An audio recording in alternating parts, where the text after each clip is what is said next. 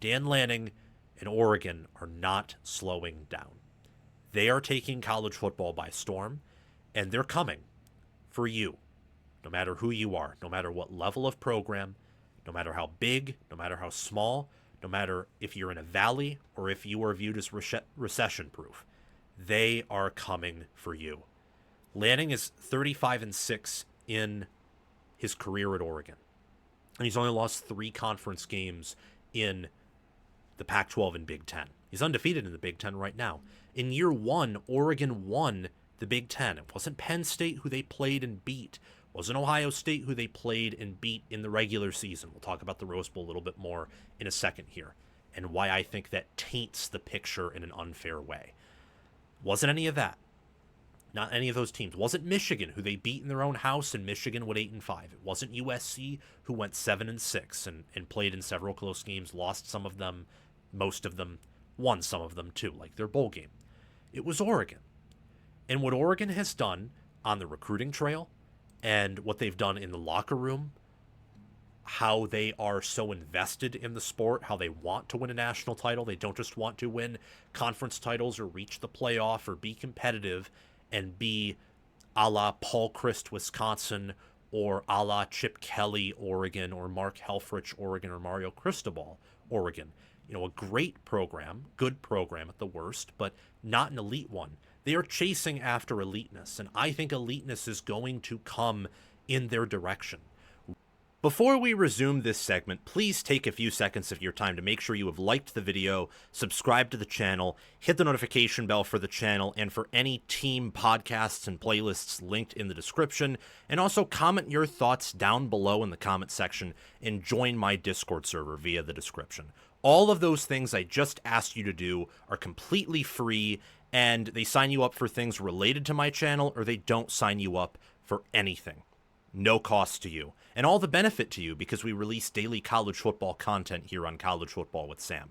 If you want to support the channel monetarily, sign up for a YouTube membership or check any other links in the description for my merchandise store and Patreon page. Thank you very much, and let's get back to the segment.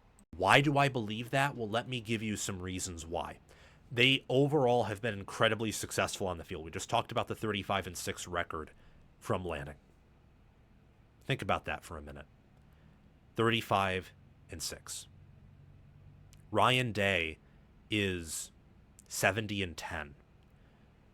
If you take Dan Lanning's overall record so far and duplicate it over the next 3 seasons, you get 70-12. He's on that similar path, straight up, and he's 24-3 in conference. In Day's first 3 seasons, he only had one loss, one conference loss, to Michigan. On the road, team that won the Big Ten, was power rated top 4 that year. Who have Oregon's losses been to in conference play? Washington twice, who Washington had several first-rounders. Michael Penix, Roman Dunze, I think they also had an offensive lineman, or maybe 2, picked in the first rounder in the first 2 days of the draft. Crazy high ceiling team. Had a pretty low floor, but in the big games they played to their ceiling and showed, I think, that in the big moments they could play at a top 5 level. They also lost to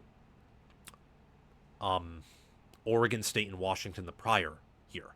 The third loss to Washington, to Kalen DeBoer's national runner-up, was in the Pac-12 championship game, so it didn't count as a conference loss. And then in non-conference, they lost to Georgia in 2022, eventual national champion. And last season, they lost to Ohio State, 14-2, eventual national champion. Dan Lanning's resume looks incredibly similar to Ryan Day's, where you only lose to rivals and teams that win it all. It's essentially what Ryan Day is. You either lose or you win every game outside of really good teams who either win it all or in that conversation, or your rival. And only really when your rival is good, with the exception of last year. Dan Lanning's only lost to Oregon State and Washington, or when they finished with double-digit wins and were power rated inside the top 25. And for Washington, both times inside the top 15. You look at the Georgia loss, and of course, that loss to Ohio State. They won the national title. Were they embarrassing? Yes, but one was Lanning's first game. In the other game, it was very evident that the rosters were not equivalent. And I couldn't exactly pin that on Lanning because Day is several years ahead, and Lanning is still transforming his roster in recruiting. You look at big games. Dan Lanning is known as this coach right now in some circles that can't win a big game to save his life. Well, why is that? They were underdogs. They were underdogs to Ohio State at home, and they won by a point in a game where they won with the inferior roster, and they outcoached Ryan Day, Chip Kelly, and Jim Knowles, one of the better coaching trios that we have seen in recent memory. And as for Penn State, that was somewhat of a home game for Penn State neutral field, but tilted Penn State. Penn State at the end of the season in FPI was power rated ahead of Oregon, and Oregon led that entire game. From the jump, they established themselves. They took control. They made the first move and didn't look back. That is progress from 2022 and 2023, where it felt like Lanning overthought and overanalyzed a lot of decisions in big games. Going for it against Washington in 2022, on your own side of the field when you are the better team. Whittington slips and you lose by 3. What about against Washington? It's 4th and 2 from the 50. Your defense in the second half is tightened up against Washington a little bit, and you go for it. And that leads to Washington, who had the superior special teams, having an opportunity to, well, they were down by 4, but you get the point. That gave them an opportunity to win, and they did. What about the following game, where Oregon, they came out pretty slow against Washington in the Pac-12 championship game, despite being power rated higher, being favored, I think, by 9.5 points to beat Washington. And then in 2024, you are 2-1 against FPI top 10 teams. And your one loss is to the eventual national champion. So I think his success in big games is a little bit undersold. His achievements are one Pac-12 title appearance and a very strong Pac-12 in 2023 and a Big Ten title last season. And going from 10-3 to 12-2 to 13-1, what will they be this year? I think they can win it all. It will be challenging. They're a young team, but I think they can do it.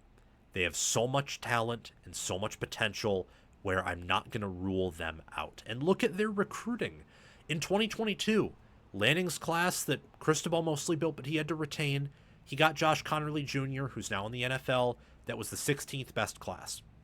In 2023, the 9th best class, the 4th best overall in 2024, and the 3rd best overall in 2025. Overall class, this factors in transfers. Oregon recruiting has continued to improve and improve and improve year over year over year. Last year, they signed the highest overall quality class, I think having an average rank per recruit of 1 point ahead of the second closest team in terms of player quality. This year, they once again have the highest quality class with, I think, 17 or maybe 18 commits.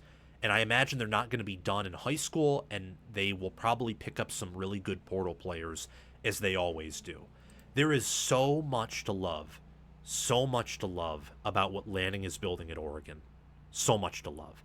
I don't understand why the Rose Bowl has such a high impact here. I mean, we had people talk about Dan Lanning potentially having the #1 program in the Big Ten if they won that Rose Bowl. And now all of a sudden, it's a foregone conclusion that Oregon is definitively and perhaps permanently behind Ohio State, and for now behind Penn State. Some even have Michigan ranked or even rated ahead of Oregon in the preseason. Some, such as a panel of CBS reporters and analysts, had Illinois rated, power rated, and ranked ahead of Oregon, which is an absolute travesty. Absolute travesty, that was. So, looking at this schedule here, I like Oregon this year to probably win 10, 11 games.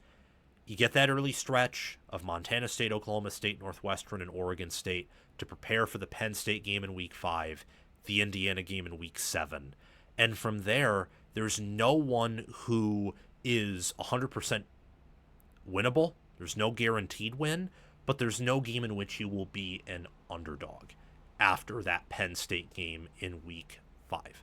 So The schedule sets up nicely. I think Oregon is going to be a team that will play in Indianapolis this year, actually. So, Oregon's coming. Don't listen to the people who say that because of the Rose Bowl, Oregon has these massive questions about their long-term future. I don't think they do. It's a similar situation, I think, at Oregon with what Ryan Day has at Ohio State.